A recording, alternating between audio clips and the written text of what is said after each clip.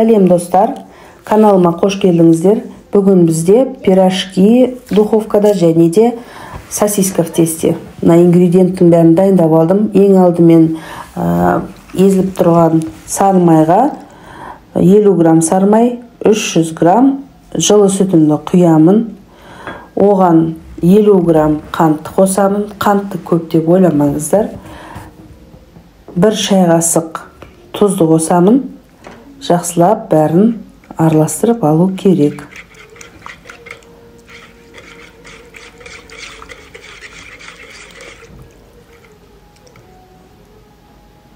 Енді дрожжымызды қосамыз. 10-20 грамм дрожж қосамыз. Апара жасамаймыз. Бірден араластырып, ұнымызды қосатын боламыз. Ұнды 500-550 грамм қосатын боламын. Жақсылап илеп аламыз. Қамырымыздың бетін жауып, болмаса жылы жерге қоямыз.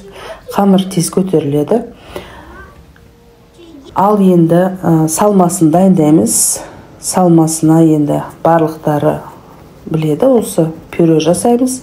Негізі қайнап тұрған суға салсаңыздар жақсы шығады. Картоп, тұзымызды, майымызды, сүтімізді қосып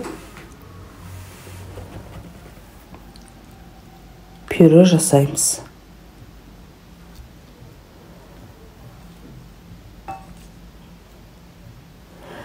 Қамырымда дайын болып қалды.